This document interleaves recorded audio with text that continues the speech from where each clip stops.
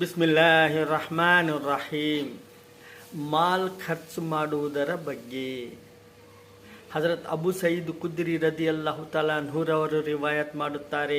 ಇದರ ಸಾರಾಂಶ ಹೀಗಿದೆ.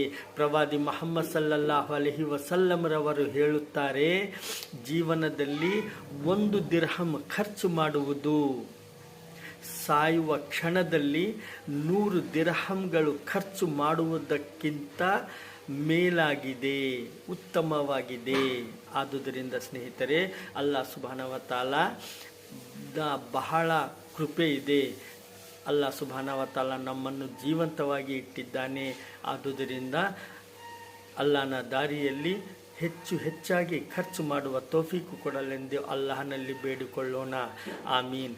ಅಬು ದಾವೂದ್ನಿಂದ ರಿವಾಯತ್ ಇದೆ. ಅಸ್ಸಲಾಮು ಅಲೈಕುಂ ವರಹಮತುಲ್ಲಾಹಿ ವಬರಕಾತುಹು.